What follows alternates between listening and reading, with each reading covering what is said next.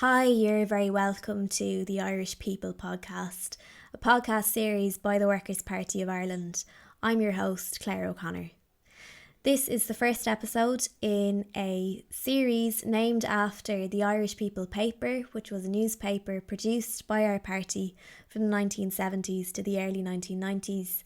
And following on in the same tradition, we hope that this podcast can bring forward some ideas and some critical discussion on the issues facing working people today.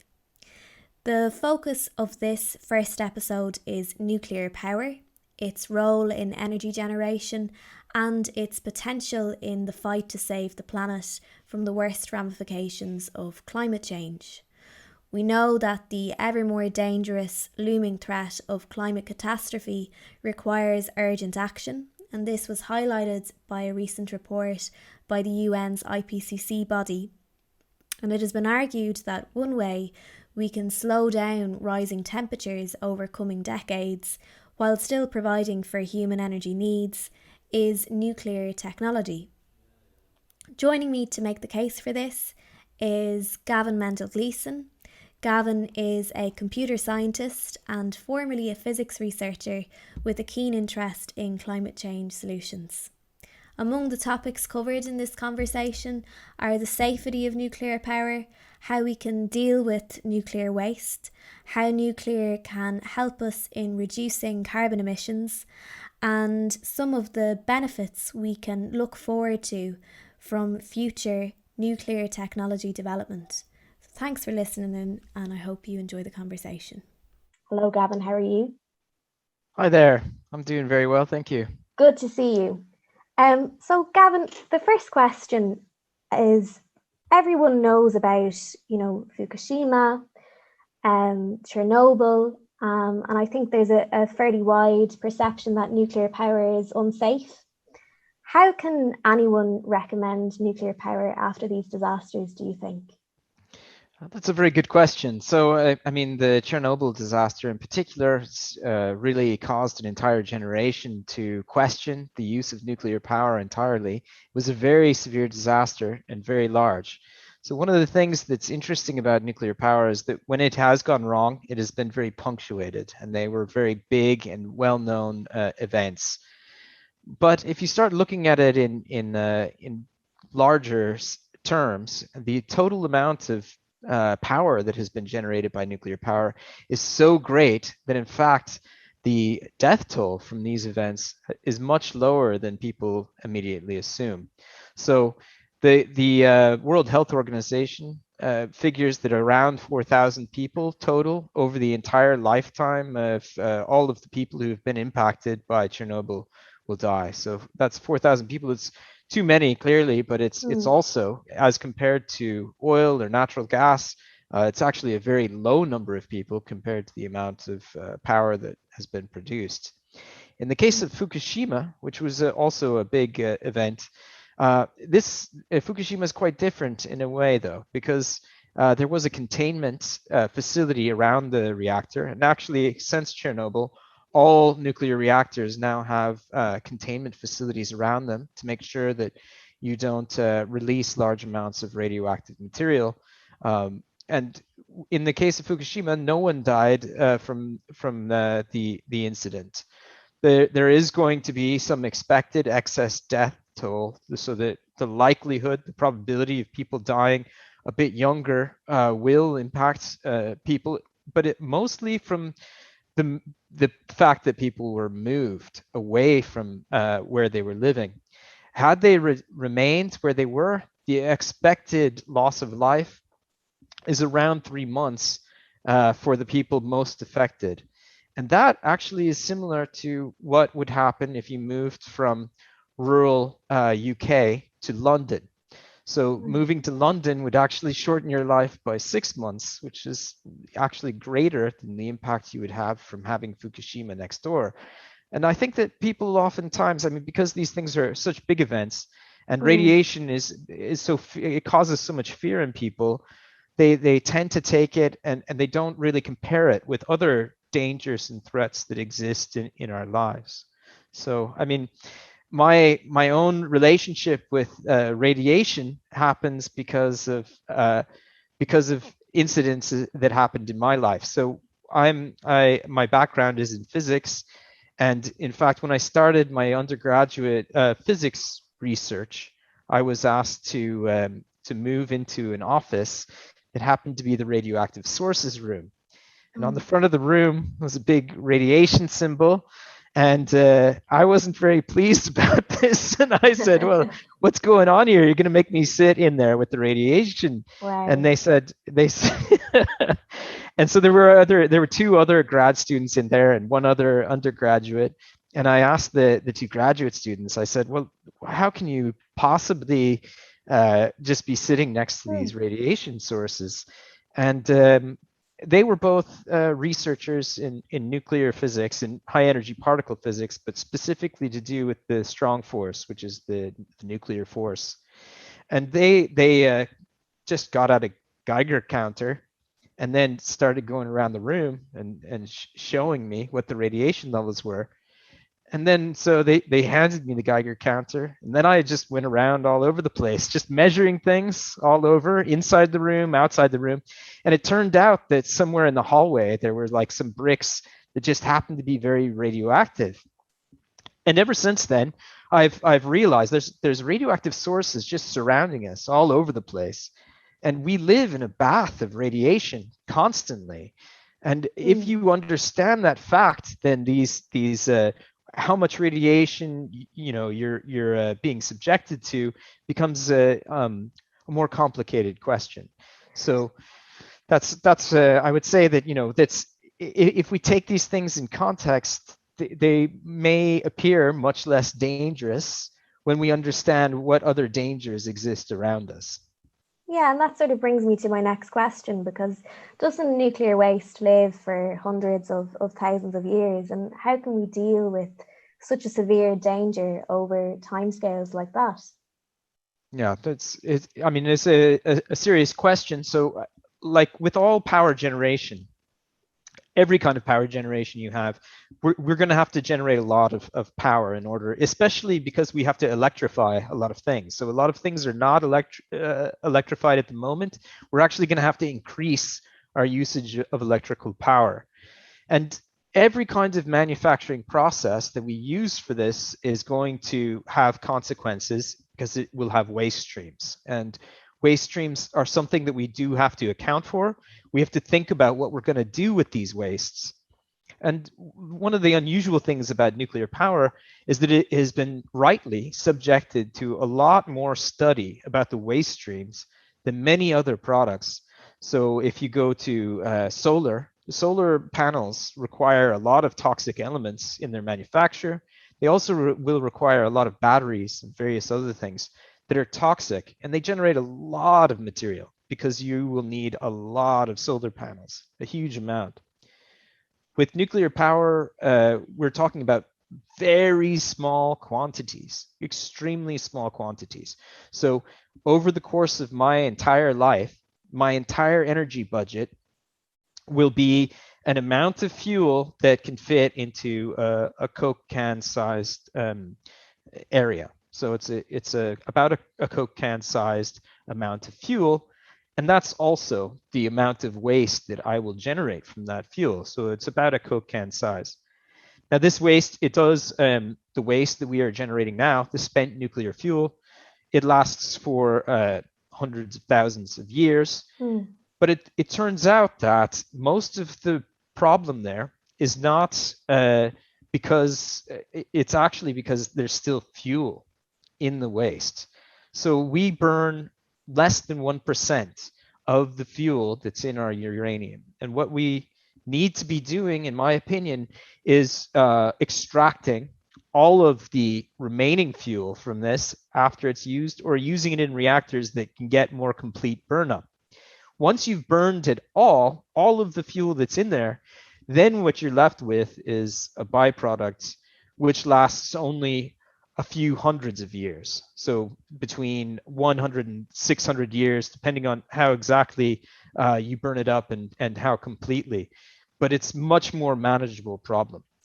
then also the size of the amount of waste that I am generating for my entire life budget of energy shrinks from a can down to something the size of a marble.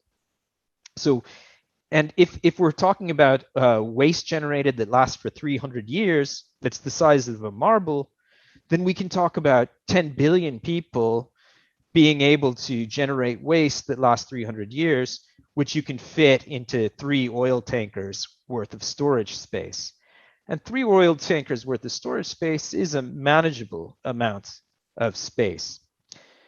To get to that process, though, we have to do some additional technological development. But it is, at least in the it is understood how to do this. Yeah. And in terms of that technological development, like we mentioned the IPCC report at the start, the state of affairs in terms of climate change and so on, and how urgent this issue is, surely it takes a very long time to build a nuclear power plant.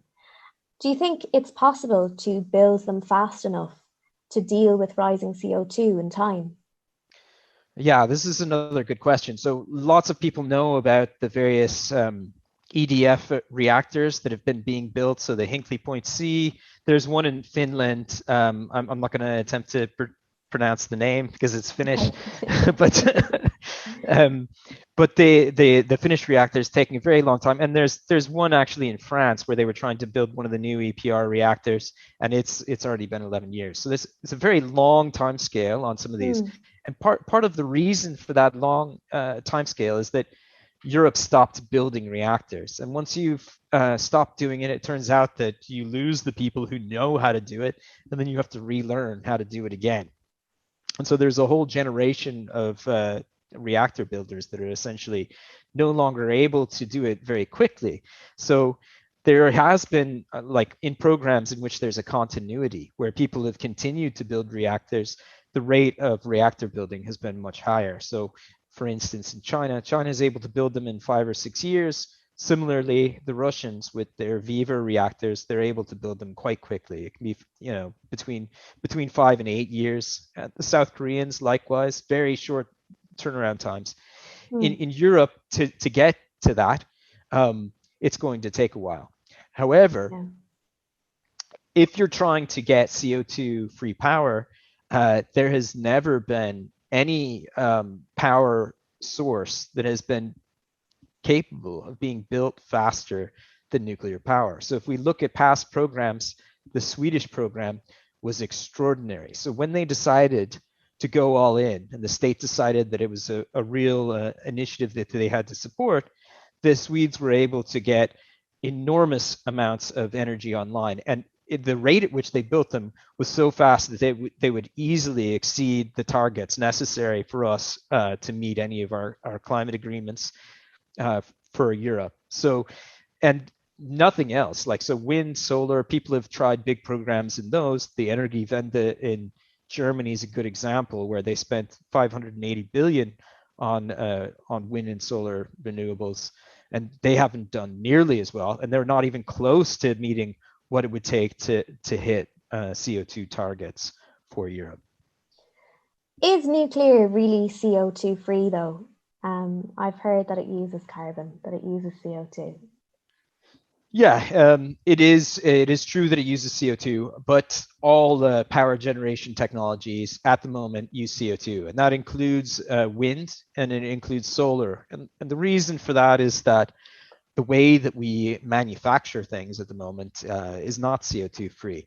We have, even if you use electricity and you imagine the electricity was going to be CO2 free, there's other elements that we're not producing, or we don't yet have industrial processes to produce them without CO2. So one example is steel. So if you are going for solar panels, the amount of steel you're going to need is very extensive, extremely extensive. I did some back in the napkin calculations that it would take 3 times world steel production just to create the solar panels necessary to run the world on solar panels. And you would have to do that every year. You would have to triple the steel production for the world. And that steel production is not CO2 free because currently we use coking in order to produce steel. Now, it's not a necessary fact, but at the moment, it is how it's done. Similarly, with nuclear power, we use large amounts of concrete, and we don't currently have mechanisms to manufacture concrete which don't require CO2. And that's because you have to heat it up to really high temperatures. Essentially, you kind of cook the stuff, and when you can't really cook it very easily with CO2 free sources. And there's other parts of the process that release CO2 into the atmosphere. Will we not run out of fuel? And isn't fuel an exhaustible and finite resource as part of the process? Right. So currently in the world, what we use are what we call light water reactors for the most part. The Canadians do use heavy water reactors, but for most reactors, they're light water reactors, and we can kind of include the Canadian style reactor in this as well. The process by which this uses the uranium fuel uses very little of the fuel, so it's less than 1% of the actual potential energy content is utilized, and this means that the total world reserves, if we imagined all energy being generated from nuclear power, would be exhausted in about 100 years. So we have about 100 years worth of power using the technologies that we currently have online. However, we can extend the sources of uranium quite a bit. So the oceans are filled with uranium, and there are feasible extraction methods where you can actually get uranium out of the oceans and use that for fuel. The great thing about uranium is that the energy density is so enormous that it is actually feasible to extract the uranium from seawater by just basically putting threads into the seawater and pulling it out. It's not viable economically at the moment because mined uranium is so much cheaper. So that won't be used as a method at the moment. However, the Russians have been very serious in the last 10 years, and really for a long time they've known this, but in the last 10 years, they've really had a program of switching towards what they call the closed fuel cycle. And the closed fuel cycle means that they are taking the output products of light water reactors, they're reprocessing it, they're extracting the fuel from it, and they're loading it into fast reactors. And a fast reactor is a reactor that's able to utilize much more of the content of the fuel. So the spent fuel can actually become fuel for these fast reactors. It can burn another much larger percentage of the total. And eventually, it can be a completely closed cycle. So it does, in a fast reactor, you do something called breeding. And the breeding means you take uranium-238, or usually uranium-238, which is mined out of the ground and is not a fissile material, and you allow it to be bombarded by neutrons, and it transmutes into plutonium. And then that plutonium is a fuel, and you can then use that plutonium as fuel. So you actually can radically increase the total amount of fuel you have just by setting inert uranium-238 inside of your reactor in some way, usually with a blanket, or it depends on the reactor type. But this means you would extend the total amount of fuel we have by enormous amounts. And spent fuel from the light water reactors becomes fuel again. It's no longer waste, it's fuel. So this would mean we'd have tens of thousands of years just with known reserves. And if you extend it to seawater as well, then there's literally 1 billion years worth of power for 10 billion people for 1 billion years with 10 times German current electricity usage. So we can imagine expanding radically in terms of how much we use. We can expand the population, and we can use it for 1 billion years, and we still won't run out. Yeah, I think you've mentioned a few things which would suggest that this could be quite a powerful solution in terms of what the problems we're facing in terms of climate change and how time sensitive it is and how urgent this issue is. Realistically, Gavin, how politically palatable do you think nuclear power will be in Ireland at the moment as a policy, or indeed in other European countries? And what kinds of things can we look forward to in nuclear developments to help us make this case?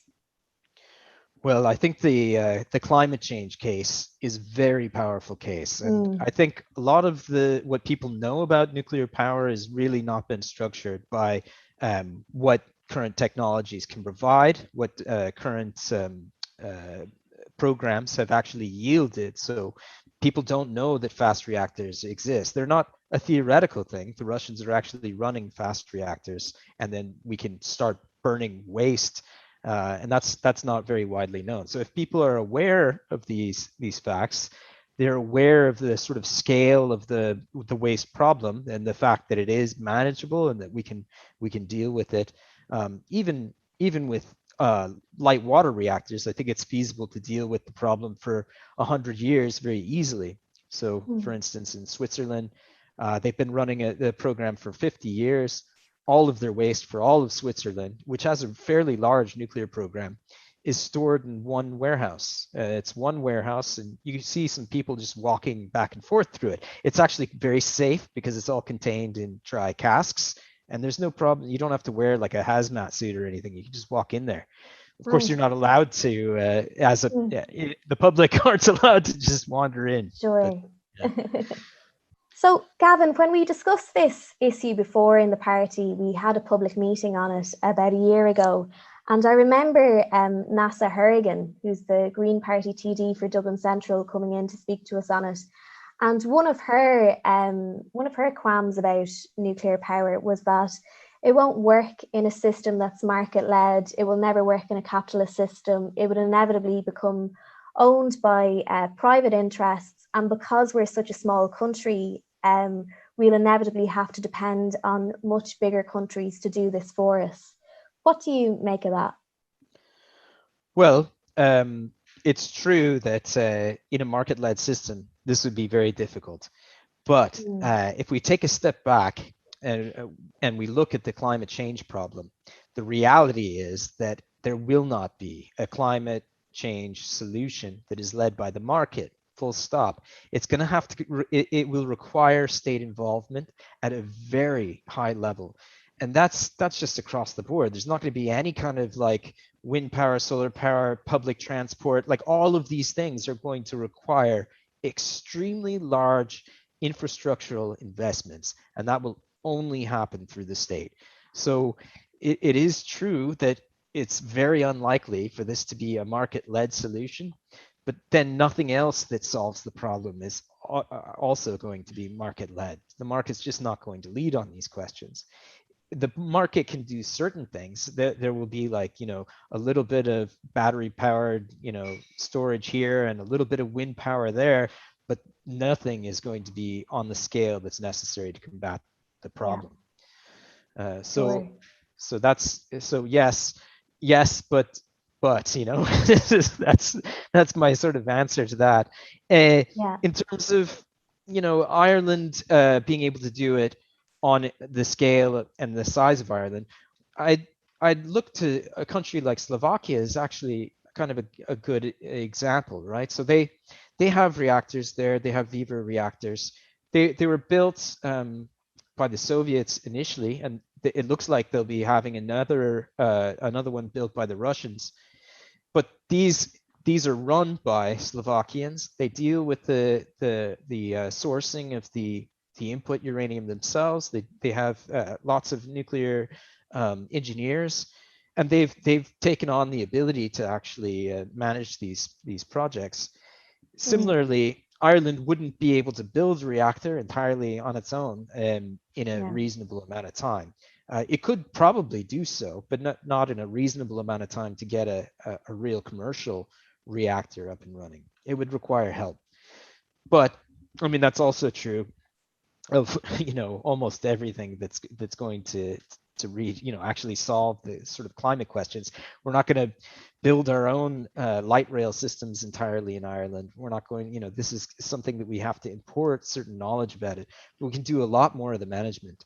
And in terms of the fuel stream, Ireland has the capacity to source uranium locally, and that means that it's totally unlike, petrol that we're currently wedded to. We need that to run cars, etc. And we would be able to actually, source the uranium locally and deal with it locally. And I think that would be a big improvement over what we have now. And just on that issue, actually, Gavin, aren't there environmental concerns about mining uranium like that? Yeah, certainly. So if you're mining uranium, there are consequences to any sort of mining. Mining is, it's often quite dirty. The advantages to uranium mining are that the amounts of material that you need are relatively small. So that's one advantage, because we're talking about something that has such a huge energy density. Now, Ireland seems to have pretty good reserves of it. That's part of the reason that there's radon problems in many parts of Ireland, is because we actually do have uranium deposits in the granite in Ireland. So it'd be interesting to look into the extraction of that. There are ways and means also. You don't necessarily have to do sort of strip mining type approaches. There's also leach mining and various other ways to reduce the environmental impact of these things. And in terms of land use, I think the people often imagine that there's no cost to the wind power, but really, if we were trying to get the majority of our power from wind, we would find that it's very difficult, and it would require coating huge amounts of land area with wind, and that will also have environmental impacts that are quite serious. I mean, it doesn't seem doable, the scale of the challenge that faces us now with just renewable energies like solar and wind and so on. Yeah, I mean, I think I don't really believe it to be feasible. I mean, people often talk about it, and I think they are not aware of how much storage will be required, because there's a lot of variability. So there was recently an analysis done of the German energy grid, and they were looking at what it would take to actually get rid of the backing up of wind and solar power by natural gas. So currently, when the wind drops off, what happens is somebody kicks in with a peaking plant, takes over, and burns a bunch of fuel in order to make up that gap. And these gaps, like a lot of times people were doing analysis and they were thinking, okay, well, the worst gap is maybe a week. So I did a little looking at Ireland actually, and I found there were there were like 10-day gaps where the wind almost didn't blow. And if you can't, it's very difficult to store 10 days worth of power for Ireland. That takes enormous amounts of storage. And it would be, I mean, we would be coating Ireland in gigantic pools of water, like in order to do pumped water storage, or we'd have a battery city the size of Dublin, or something, they're just enormous storage requirements. But this analysis said it's actually even worse than that, because if you start looking at the macro level, there's dips, there's long integrated periods where it's actually for Germany, it was something like 60 days. There's just no feasible way. You'd have to switch to a hydrogen storage economy. That's the only feasible way. You couldn't do it with batteries, couldn't do it with water storage. You'd have to do it with hydrogen. And the amount of hydrogen storage you would need would require just incredible investments. It would be literally 10 times more expensive for the storage than for the power generation capacity in the first place.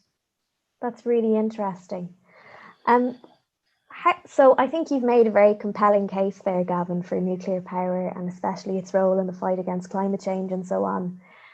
Do you have any thoughts about how at home here in Ireland we can communicate this idea to people who maybe are nervous about it or just have a very negative connotation connected to nuclear power in their minds because of all of the events we were talking about earlier on?